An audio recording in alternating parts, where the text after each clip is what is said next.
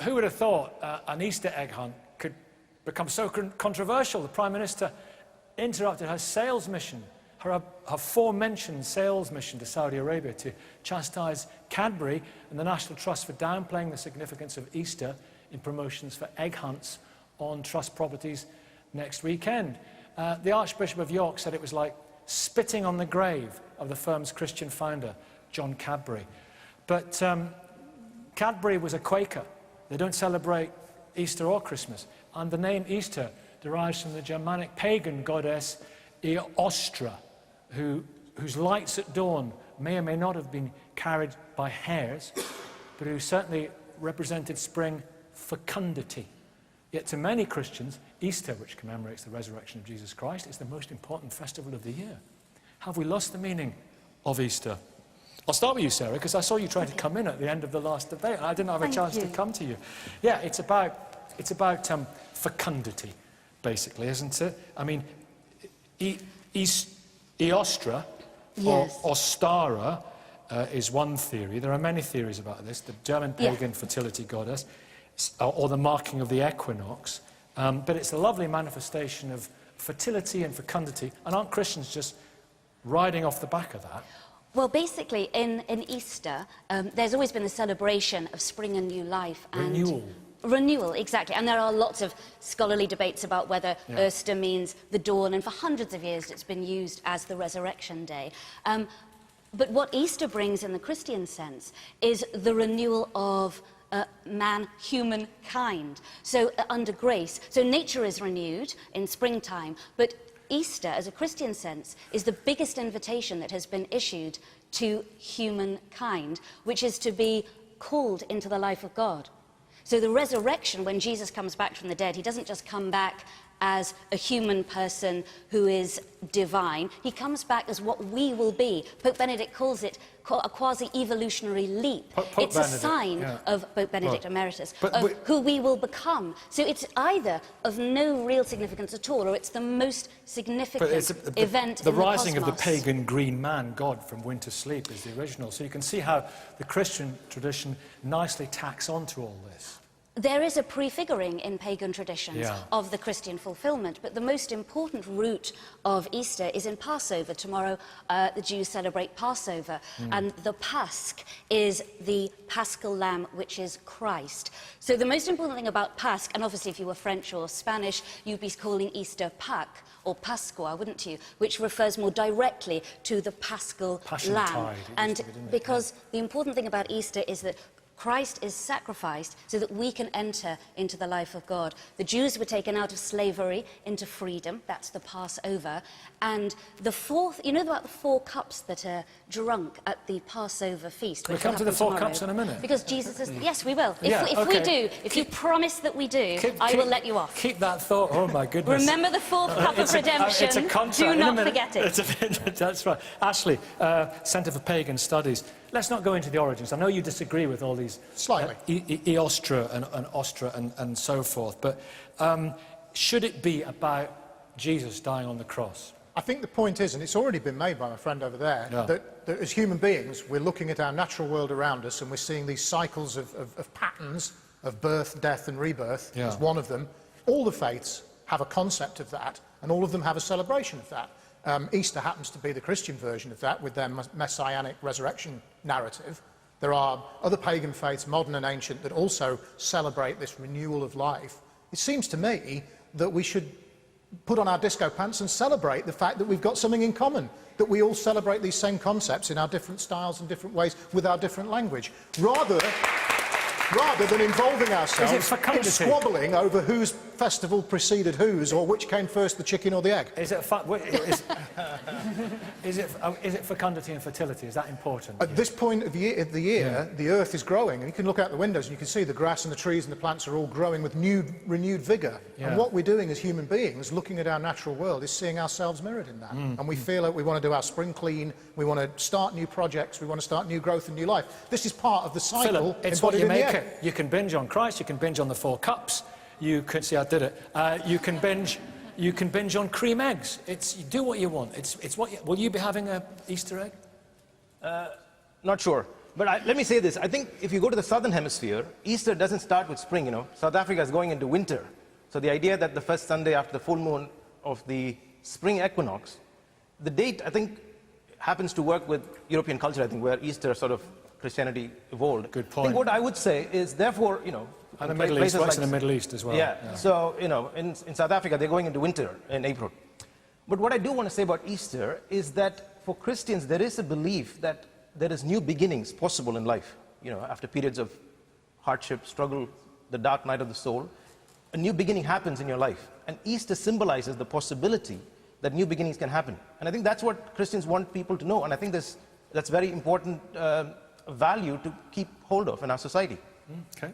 Well, it's interesting because we've got this great sort of theological debate about where it all comes from, and I think that most of your listeners at home your viewers at home are actually thinking, when do I get my eggs, right? And the fact is that Jesus didn't emerge from an egg, and nor did any of the pagan deities, apart from a very, very fundamental evolutionary level. But you emerged the point from is, two, the point is, and that's though, important. is that as long as these things are optional, fine, right? If people want to celebrate by going to church or synagogue or mosque or pagan events or whatever they want to go to, like, that's absolutely fine. But the problem always comes in when it becomes compulsory, when we start going, but you should do this or you should do that. You know what, if you want to spend a couple Like in Saudi Arabia. Exactly, exactly. And like in lots of these places that we've talked about where religion is not optional, religion always has to be optional. And if you want to spend the long weekend with your family, eating chocolate and hopping around the garden like a bunny, I don't know what that means or where it comes from, but have a great time. And if you'd rather spend it doing something else, then again, it should always be absolutely your choice. Belinda wants to come in, then Andrew, I think. Yeah.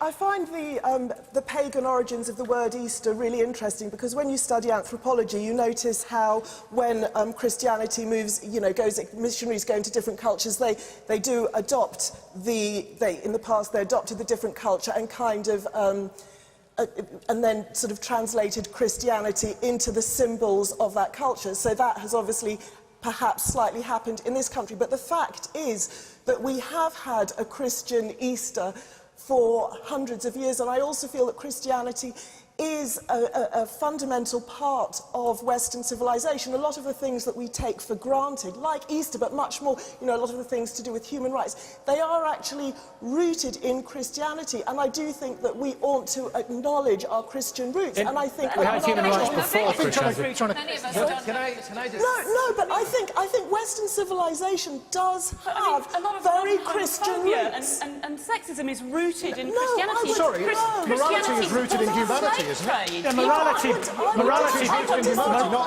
a minute, everybody. Morality predates. You know, we've been around as a species for 100,000 years. Linda, what would you like to say? I think. Are you a Quaker? I'm a Quaker. My microphone. Yeah. The reason that that John Cadbury wouldn't have been rolling in his grave is that Quakers believe that every day is holy, and that Easter, Christmas, all these events are no more holy than the day that we're on today. Absolutely. So chocolate every day. But the reason why the church opens up that season of Yes, Lent... I don't think this lady's Sorry, finished, Sarah. Sorry about that. No, sorry. The whole idea that every day is God's day means that we should be living that way and respecting God in everyone every day. Mm-hmm. And what a better world that would make it. I wish we could leave it there, but we've got another 9 minutes. Should we just all hold hands? You know, listen, I might have to talk about the 4 cups. I'll tell you. Yeah, Peter. Well, I think this is a really important point, because what you're hearing here is essentially a lament for the decline of the church. Less than 5% of people in this country go to church every day. We have an established church. We are nominally a Christian country, but actually we're not really. And so what you're hearing here is a lament for the fact that not enough people go to church and not enough people subscribe to belief in the resurrection and a narrow Christian version of Easter. But to take the lady's point here, if I bring my family together and we enjoy the daffodils and roast lamb and hunting the odd Easter egg, does that bring more light to the world or more darkness? It brings more light, and we should ultimately embrace that, which is not to say that the Christian side shouldn't solemnly celebrate what Easter means for them. There's a lady there with the brown top. Hello. Hello. I think we missed the fundamental point. It is about putting your disco pants on and sharing, celebrating those commonalities, because it appears to me that in society today we're concentrating more on what divides us than what brings us together, and that's what we need to be looking at. I think that's definitely a theme that we've been picking up on in the other debates as well. We're all imposing linguistics on things and giving things labels. Let's just dispense with that. It's not that important. What's important is the thing that we're describing and that we're talking about. And what we've got here, amongst many of the faiths, is a concept that we all share, this idea of renewal of life and renewed growth. And who doesn't want to celebrate that? Emma, whether you're an atheist, a person of faith or otherwise. Emma, if I may come back to you, it actually relates to what you were saying about language, and about if the language we choose that for people as a matter of courtesy might use. So do you see the connection? Yeah, I see there's some connection in allowing space for everyone. Yeah. And that's however they wish to practice their particular faiths. There's often been contention at the heart of religious debate as to who has it the most right and who will ultimately succeed in whatever cosmic battle there is to have the final say on life, death and rebirth. But ultimately it's about giving the people and the linguistic flexibility to enjoy whatever their practices are, because it seems counterproductive to have a continuing fight than to, as said, celebrate a time. So my particular faith is Buddhist, and the celebration of the birth of Buddha is coming up around this time again. Yeah. So religions across the world are tied around this particular part of the season to have religious celebrations. Any more in the audience? Yeah, with a check shirt. Hello. To me, it's actually much simpler than all this. Experts, even though their say is becoming less important in this country over the last few years, are saying that the percentage of Christians between 2010 and 2050 are going to decrease from 65% to 45%. If the true meaning of Easter really is the Christian meaning, and consumerism is going to be targeting the 100%, then surely the true meaning of Easter is going to decline. And that's also going to happen across other Christian countries: Australia, New Zealand, Netherlands, France. Anyone else want to say something? Yes, yeah. Over there, we'll go over there, yeah. Hello. Hello. I do believe that each holiday, which comes religion holiday, it comes for reminding us about the spirituality which we lost, which brings us together.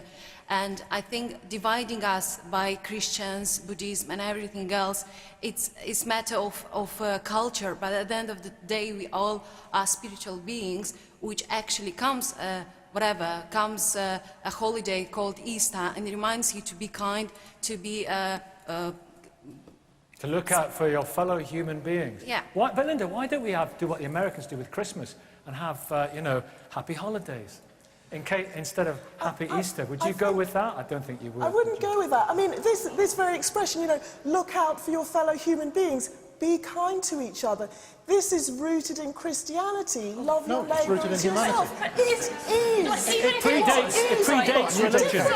But it predates religion. Which don't have a... No, it doesn't. Different parts of the world which don't have a Christian basis don't have exactly the same moral structure. Even if it were the case that Christians somehow behave better because of this morality that is pushed on them, the idea of behaving better because you are terrified of an all-powerful deity who will burn you in the fiery pits of hell, that's not even morality, that's fear. That's no way to reign. Okay. Wait. The lady, the Quaker lady, yeah. Sorry I had to call you Quaker lady. That's okay. I don't know your name. My name's Trish. Trish, I believe you're. I'm hearing a voice in my head which says your name is Trish. The whole thing that Christianity has the basis is not quite right. The golden rule is found in almost every religion that predate Christianity and that are subsequent to Christianity. Treating one another with respect as if there is that of God in each person is the way we should be living, and respect for everyone is necessary. She's quite right. Go on. Can I just say, I'm really surprised that of the three debates, this has been the most heated. I mean, does anybody really care? I'm not. Does any Christian in here, I'm interested to know, does anyone really care about chocolate eggs and a giant rabbit promoting childhood obesity? Why does that matter? Like, really, why does it matter? It doesn't conflict with your... Because it might mask the importance of that great invitation that we've received to be brought out of the slavery of sin into the light of Christ, where he gives us the power to enter into the Can't you do divine both? life. Can't you do that, Andy? Yes. Wait, Absolutely you Andrew. can. Right. I agree. But I want to spread the when love. consumerism becomes our God, that's the problem. We just want the story to be heard and the news to be known. The story be heard, the good news. Wait, Andrew, wait. I think if they knew it, they'd be at peace. Be quiet, everyone. They'd be at Oh, that's a beautiful sound, just for a second. Andrew. I just wanted to comment briefly on the irony of the fact that Theresa May was defending the integrity of Easter eggs while she was trying to sell weapons to a country that bans the construction of churches. I agree with you. You know, the fact Slam dunk. Yeah, and the fact of the matter is Jesus was crucified by an empire that cared more about trade than human rights. Absolutely right. So all things are interrelated, is what we're saying. I think what we all have a similar concept of all these things. For me, Easter is not about bunnies and eggs, although, you know, I worked in a farm and there's nothing glamorous about eggs. But the point I think I would make is Cadbury's is a great company, but what I care about as an Easter Christian, if I can call myself that, is that Cadbury's is paying their corporate tax and is not using child labor in their supply chain of cocoa. Those are the kind of things that I care about as a Christian, not about whether there's bunnies running around on Easter Day. Yeah. Although I like bunnies there. We're interweaving all the debates. I'm liking this. It's like bring it all together at the end. The blue shirt, yeah. Can I quickly argue a point about what the lady at the front was saying about Belinda? moral behaviour and Christianity being interlinked? 2 points. Surely that's just human nature anyway. Yeah. And also, I've known a lot of religious people just use it as an excuse to justify themselves, whether or not it's being gossiping about their neighbours, or if you go to a more extreme version where they just use religion as an excuse. Absolutely. Religion and morality. We've been there before. We'll go there again, and we did it a little bit today. John? About 54 million people die every year. About 3 million of those is through obesity and type 2 diabetes.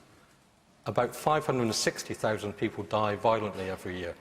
Only 130, 140,000 of those through what we would conceive as warfare. Now, too many, agreed, but it seems to me that sugar may be more lethal for us than gunpowder. Interesting point. How long have we got? 20 seconds, something like that? 10 seconds on the 4 cups.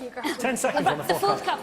The fourth cup was being brought into the land that is promised. Jesus didn't drink that fourth cup. He went out, he drank it, and he was crucified. He was crucified. That was the drinking of the fourth cup. And because of that, the good news is that in spite of sugar, we all die, and the news is we can live forever with God. And that's the meaning of I'm a man of my word. Thank you. I did.